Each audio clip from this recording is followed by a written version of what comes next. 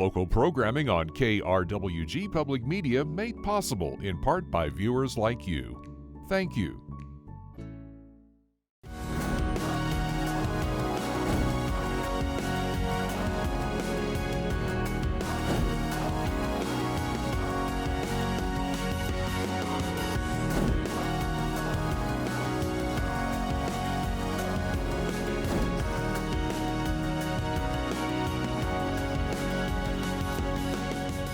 Hello and welcome to Fronteras, a Changing America. I'm Anthony Moreno. Monsoon rains are welcome this time of year, especially in parts of New Mexico that are hoping the rainfall and increased moisture can help with fires that are impacting their communities. Joining us now to talk about drought, climate change, and what research says are the main causes of drought is Jerry Redfern, investigative journalist. He covers oil and gas in New Mexico as well as our changing climate for Capital in Maine. Jerry, thanks for joining us. Hey, thanks for having me on, Anthony. I love it. I want to start off just talking about drought and how that's impacted New Mexico. You've certainly talked to a number of people who are looking into this issue. Can you give us an understanding of just what they've told you? Yeah, the big overarching message is that the drought that we're experiencing, which is, even though it's been a remarkable week of rain, or at least the last few days of rain here in the state, we are still in many ways in a drought because we have just not had the moisture regularly over the last 20 years like we're used to, and the deep soils are still dry. So yeah, that's what we're looking at, in spite of the rain that we have now, and that has been driven by climate change, the warming planet that we're all experiencing, and that is fueled by the fuels that we burn for our cars and to heat our homes and things like that, namely fossil fuels. In your recent story, you reported that New Mexico Governor Michelle Lujan Grisham's office sent out a press release that was basically saying that there was a drought emergency in the state, but it was missing a couple of things. What were those things it was missing? It was missing the words drought emergency, which was kind of odd. Yeah, if you read through it, the press release that came out with her executive order said it's a drought emergency, but then if you read the executive order, those words weren't in there. Her press office tried to sort of massage that messaging mistake a bit, but at the end of it, what she was really saying was people need to get ready for an increased fire season, and she called on, state groups to sort of get their acts together and figure out what's going to be needed to combat the likely fires that we'll be seeing, or we have actually already been seeing so far this summer, and to get those plans implemented, and she also was asking local communities to implement restrictions on fireworks. Now, what were the other questions that you had when you saw this press release from the governor's office?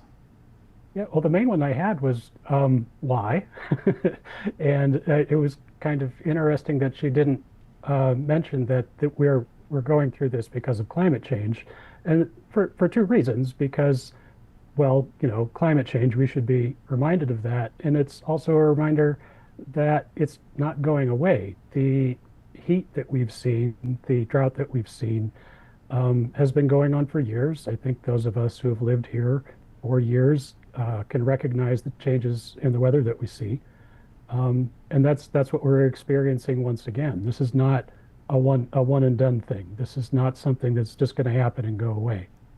Now, you've had the opportunity to talk with researchers in your reporting. What do they say is the overwhelming cause of drought and the warming climate? Yeah, that's, again, I keep hitting the same words again, but that is, again, climate change. That was Dave Dubois, the state climatologist, says there's no question about this. That's exactly what's causing it. Dave Gutzler, professor emeritus who studied climate as well for years and years at the University of New Mexico, said the same thing. Both of them are saying that this is not just this year, this is not just last year. This is what we're looking at going forward for the years ahead, and we need to think about that. So when we do have this record drought that New Mexico is dealing with, what are the consequences of that? Well, I think, fire. I think that's really what we're looking at this time of year. And an interesting thing too is the huge rain events that we're seeing as well. There was, I think it was 5 inches dumped north of Roswell. Um, what day are we now? Over the weekend, end of last week, was it? Absolutely unprecedented amounts of rains falling in one event in very short periods of time. That also is an indicator of climate change, because the more that I mean, the science is complicated, but the more that the atmosphere warms, the more moisture it can hold, and then when it decides to start unleashing that moisture, there's that much more moisture to come out of the air. And then, like I was saying before, there's the fires that we see when it's not raining, like it is about to start doing here at my house here outside of Albuquerque. But along those lines of fire, over the weekend, there were three that popped up within a couple miles of my house here. I happened to be out of town at the time, but my wife was sending me videos of the huge air tankers flying overhead and dropping fire retardant down the places that we ride our bikes, down the places that she goes running. And that's just, that's totally unnerving. And that was three of those sorts of fires right here. When you talk with experts, do they tell you that this is our new reality? This is our new reality. That's exactly what they say pretty much across the board. New Mexico has been dealing with drought for a while now. When you talk with politicians and lawmakers in Santa Fe, how big of an issue is this with them? Ooh, that's a good question. Is it in the conversation as much as maybe it should be? No. I mean, you're asking for an opinion, and my opinion certainly is no. I'm not a politician. I can't necessarily tell politicians what they're supposed to be thinking about. And folks in Santa Fe, of course, have an awful lot of issues on their plate in any given year. But I think that what we're seeing here in New Mexico, being in a place that's already, a desert in a good year, and seeing the sort of aridification, the drying that we're seeing, these huge weather events dumping tons of rain, I really do kind of think that these climate change issues should be much more front of mind and the sort of thing that should be talked about a great deal more. That said, there are several bills that were passed in the last legislative session to set aside many millions of dollars to essentially prepare for these problems happening, but there are none of the sort of bills or legislation happening that would, and it's difficult to do, but there are none of the sort of bills happening that would try to work to prevent these things happening in the first place. You are someone who has covered the oil and gas industry in recent years. We've had conversations in the past about the impact that the industry has on greenhouse gas emissions in our state. Can you share with us a little bit about what you found out on your reporting about how the oil and gas industry may be playing a role in greenhouse gas emissions in New Mexico? Yeah, well, the oil and gas industry is the largest greenhouse gas emitting sector in the state. That's notable for a couple of reasons. The main one being that if you look at the nation as a whole, the largest greenhouse gas emitting sector is transportation. It's people burning those fossil fuels to move trucks, to move cars, to move airplanes, et cetera, followed by energy production, meaning, the electricity that goes into your house. But here in New Mexico, with so few people, we have such a large oil and gas production sector that just their basic operation is the largest source of those greenhouse gases that we have in the state of New Mexico. And it's a curious distinction. It's one that we share, I think, with pretty much only Alaska, another very small population state with a very large oil and gas production infrastructure. Yeah, so there you go. That's how it's all sort of tied together here. I've asked you this question in the past, but can you also share with us a little bit about the role methane plays in this emissions and the impact it has on a warming climate? Sure. So methane is like the key component in natural gas, the stuff that fires up your water heater, the stuff that fires up your, gas stove. The actual fuel within that is methane itself. And that makes up roughly 90% of what's in natural gas, right? But the methane itself is also an extremely potent greenhouse gas. And what that means is when it's released into the atmosphere, it has the potential to contribute to climate warming that we've been talking about. And it's very complicated chemistry that I can't really get into and fully explain right now. But we've all heard of carbon dioxide, CO2. That's the biggest, most prevalent greenhouse gas that's out there. But methane actually plays a very sharp role in climate warming as well.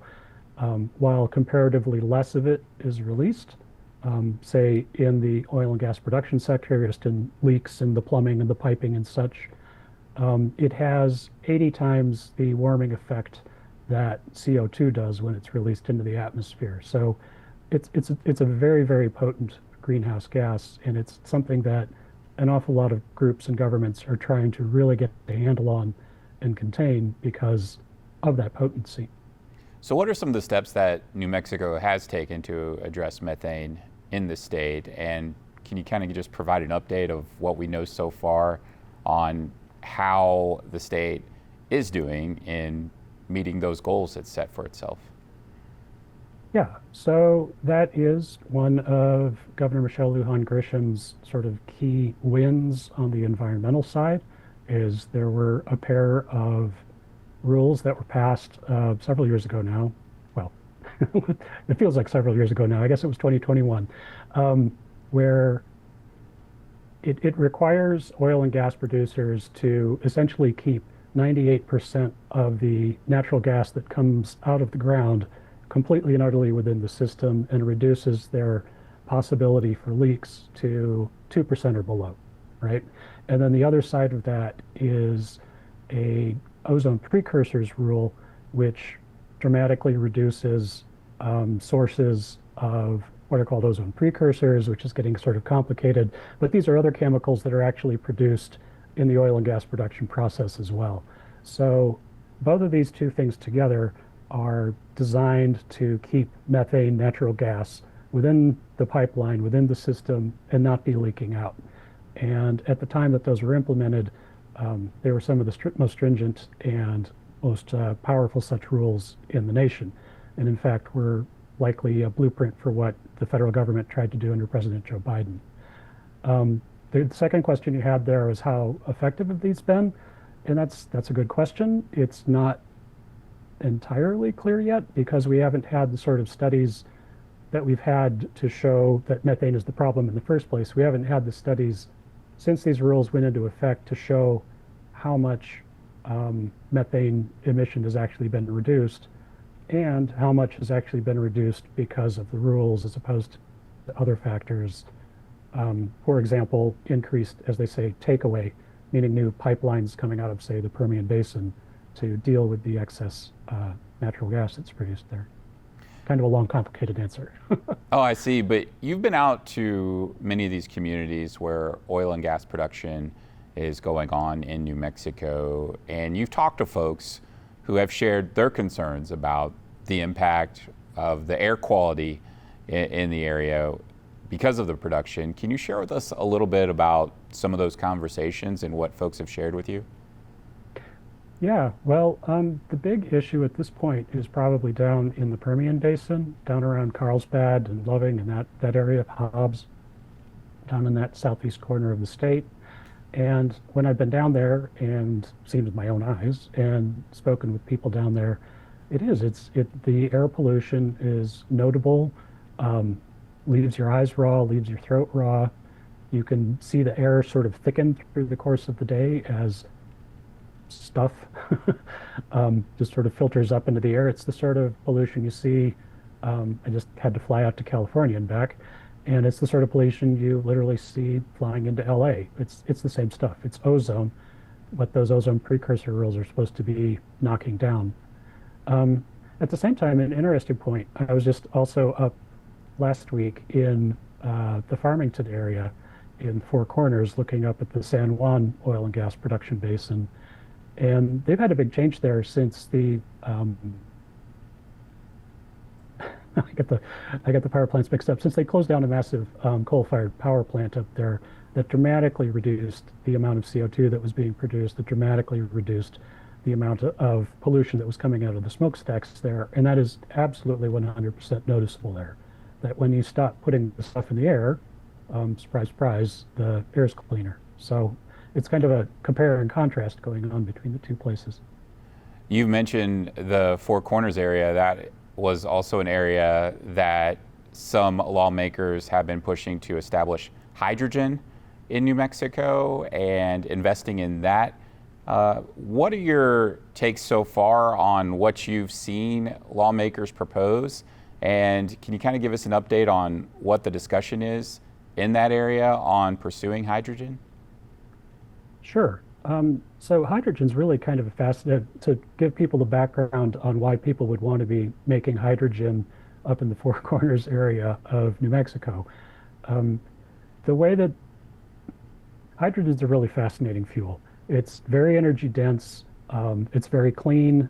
It's not perfectly clean, but it's very clean if you burn it. It's super duper clean and only produces water if you run it through a funky little machine. And it produces electricity. It's really neat. But the big question with hydrogen is how you produce it in the first place. Where does it come from? And in the Four Corners region, what is pretty clear that would be going on up there is they would be taking natural gas from the large natural gas fields up there and breaking that apart and into its component pieces, which is carbon and hydrogen. And that's where the hydrogen would come from. If you're to do that sort of process, you're left with a couple of really big problems. It takes a lot of energy to do it, takes a lot of natural gas to do it, and then you have to sequester the carbon dioxide that comes off of that process to make that hydrogen so-called green and environmentally friendly. So there are many huge, complicated pieces that would go together to make that happen up there. There are many groups that are dedicated to making that happen, but I think that's still several years in the future if that's really going to happen. Being environmentally friendly is certainly some things that organizations in New Mexico are concerned about. You were able to talk with Progress Now New Mexico in your reporting. They voiced concerns about how the oil and gas industry has, in their words, killed some regulation bills. Can you share with us a little bit about what they had to say on this issue? Yeah, that's Lucas Herndon over at Progress Now. The big thing, they came out with a report a couple of weeks back. The first thing they went through and they traced through a number of oil and gas related bills for the last 5+ years and found that essentially none of them have passed. And they attribute that to powerful lobbying on the part of the oil and gas industry. They then, in the last legislative session, went back and essentially counted up the money spent by all of the lobbyists during the session and found that, I believe it was 54% of it, 54% of all lobbying money spent during our last legislative session was spent by the oil and gas industry to influence legislation in Santa Fe. And that's notable because there was some very large bits of legislation that came up to try to implement some restraints on certain aspects of how the oil and gas industry operates, and essentially none of that passed in the past session. Lawmakers have difficult choices when it comes to crafting a budget that is funded by the oil and gas industry. Can you share with us what you wrote in your reporting about just how there is such an impact, just about how the oil and gas industry plays a role in education and other areas in the state? Yeah, well, oil and gas taxes, essentially, they like to give them different names, but let's be clear, they're just oil and gas taxes on the stuff taken out of the ground, and then when it's moved out of the state, that makes up nearly a third, depending on how you want to slice it, a third of the operating budget of the state. So if you think about it that way, I mean, that's pretty much a third of most of the things that the state spends money on comes from oil and gas revenues, which does make for, sort of strange bedfellows. We have a lot of environmental groups in the state. We have a lot of very strong pro-environmental legislators in the legislature. We have a democratically controlled legislature, and essentially every single elected office at the state level in the state, and traditionally, the Democratic Party is seen as the side of, large environmental regulation, pro-environmental regulation, and reining in the oil and gas industry, and that simply hasn't happened in this state because I think a lot of these legislators are thinking, oh, geez, this is a third of our budget. We don't want to do anything to injure this goose that's laying the golden eggs. And I think those are the numbers that Progress Now New Mexico came up with, sort of putting numbers to that fact. I just have under 2 minutes left with you, but I do want to hear a little bit more about drought in New Mexico. Can you share with us a little bit about what some researchers have told you with this issue and just how concerning it is for folks in the state? Yeah, we keep saying drought, and I think a term I'm hoping to get, I should be using more myself, I keep hoping to get more people to use is actually aridification, which is that it's not, a drought is a thing that happens and then it goes away. We're now 20 years into this drought, which is an indication that it's not just happening and going to go away. And it's the driest period that the state has seen in recorded history, so at least for 200 years, if not more than that, based on tree ring studies that scientists have done, like Dr. Dave Gutzler, the guy I was talking about earlier. So the drought, this aridification that we're seeing, is not normal. It's not something that we should be happy with or expect to just go away. And yeah, it's really dry. Even with the rain that we're seeing, it's still really dry out there. It's going to take a lot of days like this to make up for the lack of rain and snow that we've seen in the past years. Okay, Jerry Redfern is an investigative journalist covering the oil and gas industry and climate in New Mexico for Capital in Maine. Jerry, thanks for joining us. Thank you, Anthony.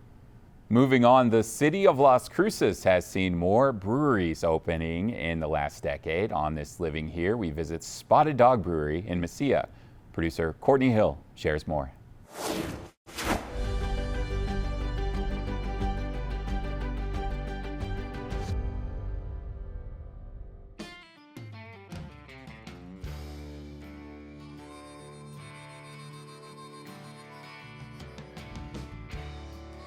Spotted Dog Brewery started about 25 years ago in my wife's kitchen.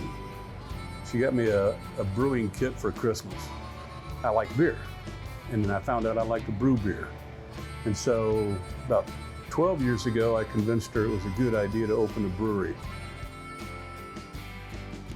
Belgian beer influences a lot of our beers because to me, the Belgians are some of the most creative brewers in the world. But I like old school beers. I like English beers, Irish beers, Scottish beers, German beers. A lot of our beers are predominantly ales. We have gone into lagers over the last several years. A lot of that is just by demand where the market's gone. We get customers, predominantly our bread and butter customers live in the area. When we opened up, I had no idea who my customers were going to be. And majority of our customers are somewhere between the ages of 40 and 80.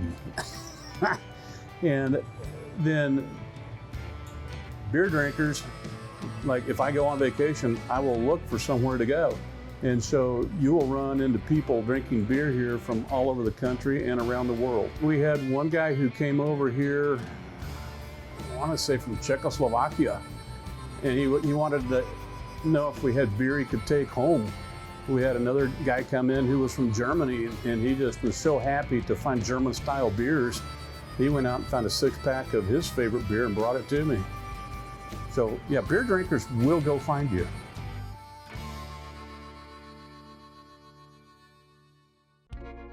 Well, let's say I had a dream.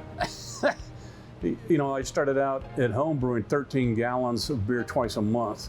And when we opened here, we opened up with 3 beers, Belgian Wheat, Milk Stout, and IPA. And within about 1 week, we had 2 beers. We had Belgian Wheat and Milk Stout. And so we basically, for the first 3 years, reinvested everything that we made into the business. And we were able to go from a 5-barrel brew house that was over behind the bar to where we came over to this space across the driveway and put in a 10-barrel brew house. The people that come here to have a beer, come here to have a good meal, but they also come here for friendship, for fellowship. And you can be sitting at a table and you'll have somebody come up and say, hey, is that chair available? And they'll sit down and they'll just start talking to you. They might even buy you a beer.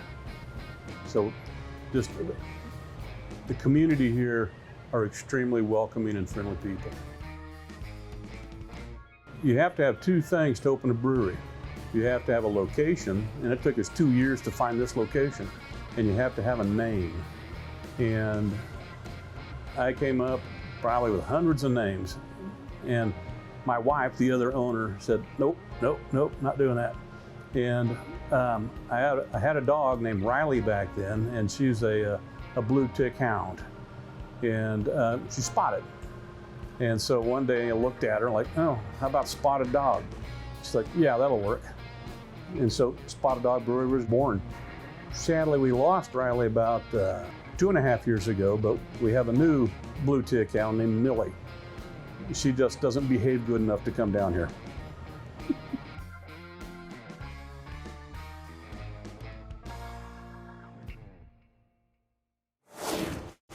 Thank you for joining us this week. I'm Anthony Moreno. We'll see you next time on Fronteras, Changing America.